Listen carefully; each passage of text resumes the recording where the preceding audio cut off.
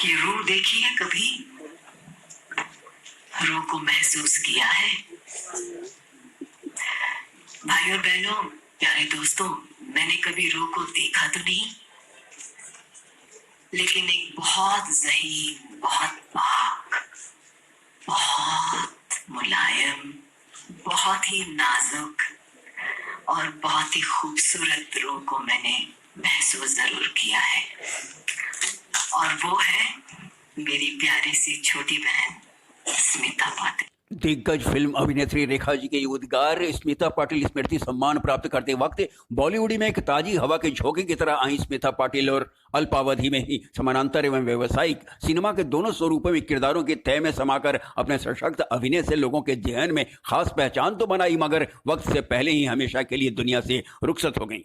एक रसूखदार राजनीतिज्ञ और महाराष्ट्र सरकार में मंत्री रहे पिता शिवाजीराव गिरधर पाटिल एवं सामाजिक कार्यकर्ता महाविद्याताई पाटिल की बेटी स्मिता पाटिल का जन्म 17 अक्टूबर 1955 को पुणे में कुणबी मराठा परिवार में हुआ। स्कूली शिक्षा पुणे के रेणुका स्वरूप मेमोरियल हाई स्कूल से हुई। स्नातक की डिग्री सेंट जेवियर्स कॉलेज से ली। वे सक्रिय नारीवादी थी और महिला सशक्तिकरण के प्रति समर्पित। अभिनय की ओर झुकाव बचपन से ही था, इसलिए film and television institute of India Pune से भी जुड़ी।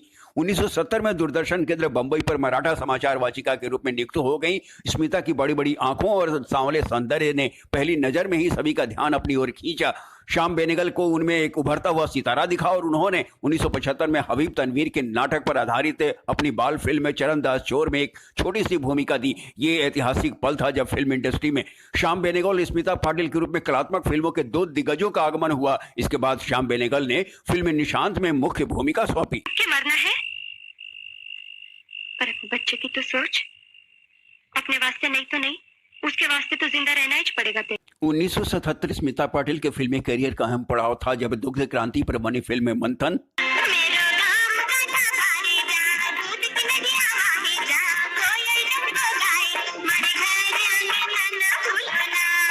और मराठी रंगमंच की अभिनेत्री हंसा वाडकर की निजी जिंदगी को साकार करती फिल्म भूमिका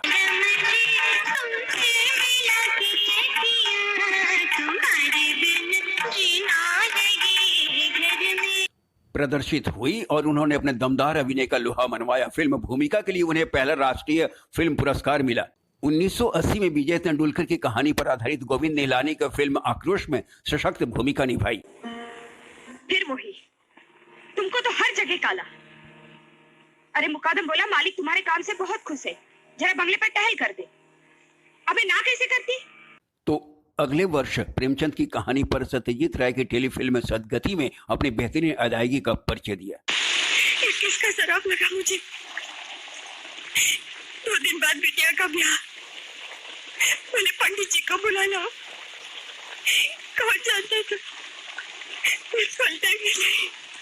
उसी वर्ष अल्बर्ट पिंटो को गुस्सा क्यों आता में उन्होंने सबको आकर्षित किया। साथ ही मराठी साहित्यकार जयवंत दलवी की कृति पर आधारित चक्र, जिसमें उन्होंने झुग्गी झोपड़ी वाली महिला की जिंदगी को साकार किया और उन्हें दूसरा राष्ट्रीय फिल्म पुरस्कार और बेस्ट एक्ट्रेस का फिल्म फेयर अवार्ड मिला। पैसा नहीं भी होएगा ना तो चलेगा, लेकिन अपनी इज्जत होना, कमीज खा के जी लेंगे, लेकिन पुलिस का जोखिम मेरे को नहीं होना। 80 के दशक में उन्होंने व्यावसायिक सिनेमा की ओर रुख किया, मगर सार्थक सिनेमा के साथ भी सामंजस्य बनाए रखा। अमिताभ बच्चन के साथ उन्होंने नमक हलाल, आज रपट जाए तो हमें ना उठाइयो, आज फिसल जाए तो हमें ना उठाइयो, हमें जो उठाइयो तो खुद भी रपट जाइयो, खुद भी फिसल जाइयो। और शक्ति जाने कैसे कब कहाँ इकरार हो गया। हम सोचते ही रह गए और प्यार हो गया। में अभिनय से प्रभावित किया, साथ ही दर्द का रिश्ता आखिर क्यों,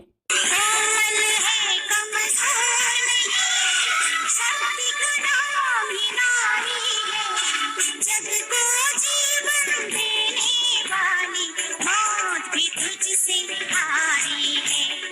गुलामी, आज की आवाज अमृत।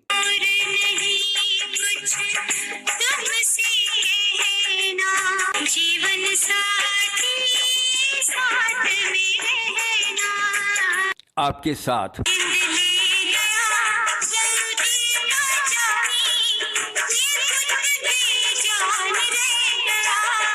घुंघरू,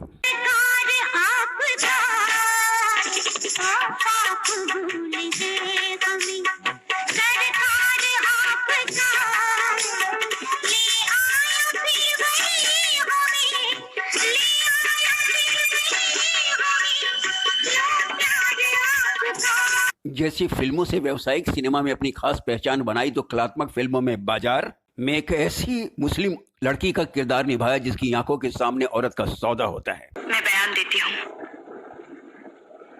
कि इस गुनाह, जुर्म, नाइंसाफी में मैं बराबर की शरीक हूँ। श्याम बेनेगल की मंडी गुलाम अब्बास की उर्दू लघु कथा आनंदी पर आधारित थी, जिसमें कोठा की जिंदगी को स्मिता ने जीवंत कर दिया। महेश भट्ट की अर्थ में उन्होंने दूसरी औरत की भूमिका निभाई। पूजा, मैंने जानबूझकर तुम्हारा बुरा कभी नहीं चाहा। मैं इंदर को चाहती थी, तुम्हारे पति को नहीं। मैं अपना घर बसाना चाहती थी, तुम्हारा घर उजाड़ना नहीं चाहती। जब्बार पटेल की सुबह में एक आश्रम की नौकरी कर रही औरत की भूमिका निभाई, जिसका पति उसकी अनुपस्थिति में दूसरी औरत से रिश्ता बना लेता है। उनमें से एक तुम जान लो तो अच्छा है। मैं अकेला था, तुम पास नहीं थी, और अगर मैं चाहता कि तुम पास रहो तो वो होने वाला नहीं था। तो मैंने एक औरत से बाहर का रिश्ता कर लिया। D.S. पनवलकर की कहानी सूर्या पर आधारित गोविंद निहलानी की फिल्म अर्ध सत्य में नायिका का अहम रोल किया। ये आपकी फेवरेट पोएम है? जी। चक्रव्यूह में घुसने से पहले कौन था मैं और कैसा था, ये मुझे याद ही ना रहे। सौराष्ट्र की आजादी से पूर्व की पृष्ठभूमि पर आधारित केतन मेहता के फिल्म मिर्च मसाला में जहां वे सामंती व्यवस्था के बीच पिसती औरत की सोनबाई के सशक्त अभिनय के लिए जानी जाती हैं। तो भी मैं नहीं जाऊंगी। मान जा सोनबाई। मैं जान दे दूंगी, लेकिन उसके पास नहीं जाऊंगी। वहीं गमन में समर्थ अभिनय की छाप छोड़ी। आती रही रात भर, चश्मे नम मुस्कुराती रही रात भर। रविंद्र पीपट के पंजाबी उपन्यास पर आधारित वारिस में निसंतान विधवा का किरदार निभाया। हो तुम, मेरे साथ जो हो रहा है देख लिया तुमने। आज अगर इस जमीन का वारिस मेरे पास होता तो इन कमीनों के मुंह पर तमाचा मारकर मैं जवाब दे देती। सन 1985 में उन्हें भारत सरकार द्वारा पद्मश्री से नवाजा गया। इसके पूर्व 1982 में प्रदर्शित फिल्म भीगी पलकें, जन्म जन्म का साथ है तुम्हारा हमारा, तुम्हारा हमारा।